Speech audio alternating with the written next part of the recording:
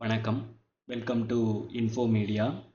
இந்த டுட்டோரியல் வீடியோவில் நம்ம என்ன டிஸ்கஸ் பண்ண போகிறோம் அப்படின்னா, கேம் சாஃப்ட்வேர்ஸில் எப்படி சிஎன்சி ப்ரோக்ராம் எழுதுறதுங்கிறத டிஸ்கஸ் பண்ண போகிறோம். இதற்கு நம்ம க்ரியோங்கிற சாஃப்ட்வேரை பயன்படுத்தி ப்ரோக்ராம் எழுத போகிறோம். ஸோ இந்த சாஃப்ட்வேர் மூலியமாக சிஎன்சி விஎம்சி வெர்டிக்கல் மில்லிங் சென்டருக்கு தேவையான ப்ரோக்ராமை கம்ப்யூட்டர்களை பயன்படுத்தி நம்மளால் எழுத முடியும். ஸோ இதை பற்றி இந்த வீடியோவில் நம்ம டிஸ்கஸ் பண்ணுவோம். So game program. ஸோ இதுக்கு முன்னாடி உள்ள வீடியோவில் மேனுவலாக எப்படி ப்ரோக்ராம் பண்ணுறது அப்படிங்கிறத பார்த்தோம். ஸோ இதுக்கு அப்புறம் இந்த வீடியோலேருந்து நம்ம எப்படி கேம் சாஃப்ட்வேர்களில் ப்ரோக்ராமிங் பண்ணுறது, நமக்கு தேவையான பார்ட்ஸை இம்போர்ட் பண்ணி அதை எப்படி நமக்கு தேவையான ப்ரோக்ராமாக கன்வெர்ட் பண்ணுறதுங்கிறத டிஸ்கஸ் பண்ணுவோம்.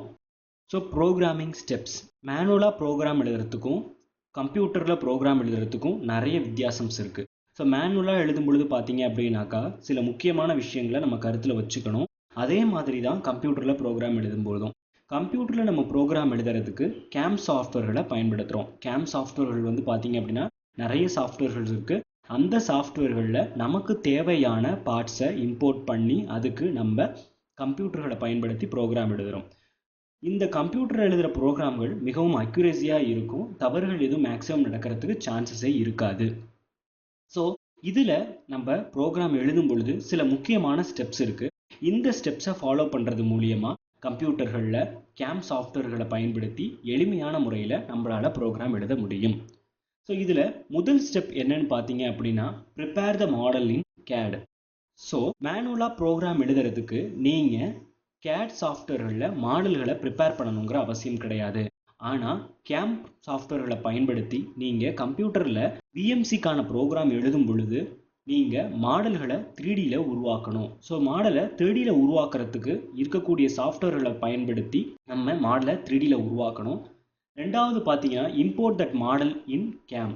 ஸோ 3Dயில் உருவாக்குன அந்த மாடலை கேம் சாஃப்ட்வேர்களில் நீங்கள் இம்போர்ட் பண்ணணும்.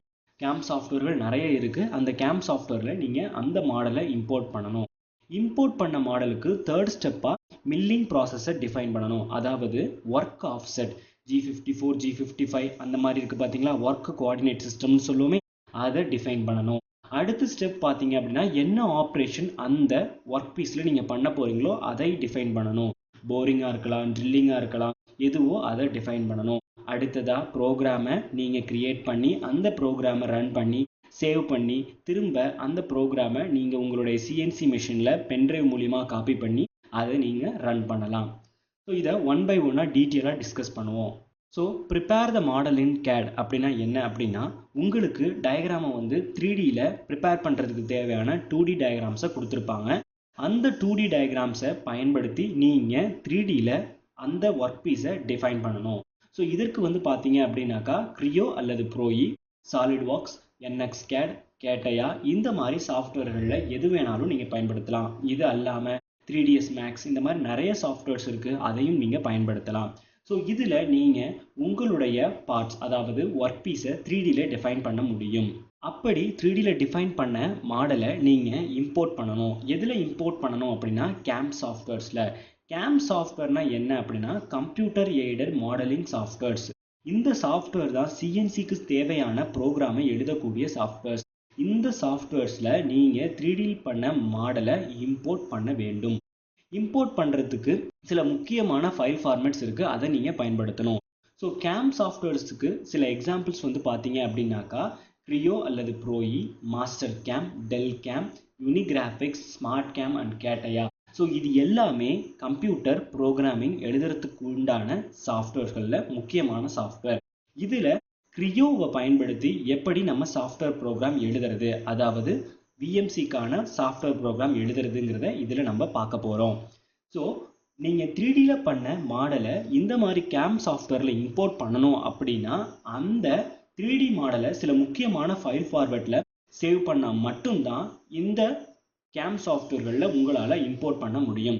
அதில் முக்கியமான ஃபைல் ஃபார்மேட் என்னன்னா, step file and IGS file. For example நம்ம பார்த்தீங்க அப்படின்னா, சில வேர்ட் ஃபைல்ஸை சேவ் பண்ணும்பொழுது PDF அப்படிங்கிற ஃபைலில் சேவ் பண்ணுவோம், இமேஜ் ஃபைல் JPG ஃபார்மேட்டில் சேவ் பண்ணுவோம். அதே மாதிரி தான் நீங்கள் க்ரியோ, கேட்டையா, சாலிட்வொர்க்ஸ் இந்த மாதிரி சாஃப்ட்வேர்களில் 3Dயில் வரைகிற மாடலை ஸ்டெப் ஃபைலாவோ இல்லை ஐஜிஎஸ் ஃபைலாவோ சேவ் பண்ணீங்க அப்படின்னா அதை மற்ற எந்த கேம் சாஃப்ட்வேரில் வேணாலும் எளிதாக நீங்கள் இம்போர்ட் பண்ணிக்க முடியும்.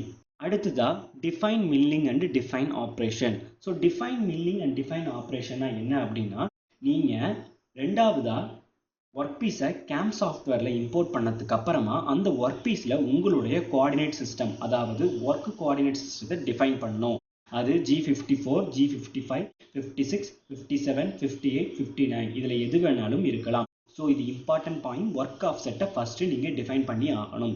ரெண்டாவது என்ன ஆப்ரேஷன் வேணுமோ அதை டிஃபைன் பண்ணணும். போரிங், ட்ரில்லிங், டேப்பிங், ஸ்லாட்டிங் இந்த மாதிரி என்ன ஆப்ரேஷனோ அதை டிஃபைன் பண்ண வேண்டும். ஓகே.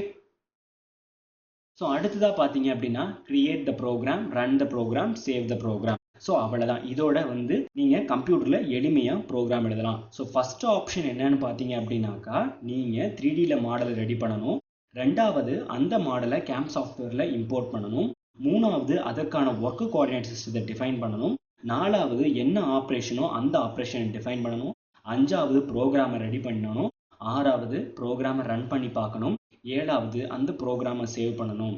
அதுக்கப்புறமா அந்த ப்ரோக்ராமை உங்களுடைய சிஸ்டத்துலேருந்து பென்ட்ரைவ் மூலியமாகவோ ஹார்ட் டிஸ்க் மூலியமாகவோ காப்பி பண்ணி அதை நீங்கள் உங்களுடைய விஎம்சி மிஷினில் சேவ் பண்ணி அந்த ப்ரோக்ராமை நீங்கள் ரன் பண்ணலாம்.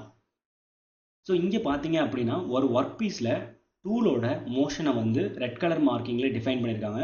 ஸோ டூல் பார்த்தீங்கன்னா இப்படி தான் மூவ் ஆகும் அப்படின்னு டிஃபைன் பண்ணியிருக்காங்க. ஸோ இதுதான் ப்ரோக்ராமை ரன் பண்ணும்பொழுது நமக்கு கிடைக்கக்கூடிய ஒரு ஃப்ரீ டைப். ஸோ இதில் இதை நீங்கள் செக் பண்ணும் பொழுதே நமக்கு தெரிஞ்சிடும் எப்படி டூல் ஒர்க் பீஸ் மேலே மூவ் ஆகுது, இதில் எதுவும் ப்ராப்ளம் இருக்குதா, கரெக்டான ப்ரோக்ராம் தானா அப்படிங்கிறத நீங்கள் முன்னாடியே செக் பண்ணிக்க முடியும். ஓகே. ஸோ இதனால தான் கேம் சாஃப்ட்வேர்களை பயன்படுத்துகிறாங்க. கேம் சாஃப்ட்வேர்கள் மிகவும் அட்வான்டேஜான சாஃப்ட்வேர். இதில் முக்கியமான அட்வான்டேஜ் என்ன அப்படின்னு பார்த்தீங்கன்னா, நமக்கு இந்த சாஃப்ட்வேர்களை பயன்படுத்துறது மூலியமாக மேனுவலோட கம்பேர் பண்ணும் பொழுது டைம் ரொம்ப கம்மியாகவே நமக்கு ப்ரோக்ராம் எழுத முடியும். அடுத்ததாக பார்த்தீங்கன்னா, டூல் பீஸில் எதுவும் இடிபாடுகள் இருக்கா, அதாவது ஒர்க் பீஸோட எதுவும் இடிபாடுகள் இருக்கா அப்படிங்கிறத நம்ம செக் பண்ணிக்கலாம். அதாவது டூல் பாத்தை நம்மளால் முன்னாடியே செக் பண்ண முடியும். ஸோ டூல் பாத் எப்படி இருக்குது அப்படிங்கிறத நம்மளால் முன்னாடியே டிஃபைன் பண்ணவும் முடியும், செக் பண்ணவும் முடியும். ஸோ இந்த மாதிரி நிறைய அட்வான்டேஜஸ் இருக்குது கேம் சாஃப்ட்வேர்களில். ஸோ இதற்கப்புறம் எப்படி ஒவ்வொன்றா ப்ரோக்ராம் பண்ணுறது அப்படிங்கிறத நம்ம கிரியோ சாஃப்ட்வேரில் பார்ப்போம். தேங்க்யூ.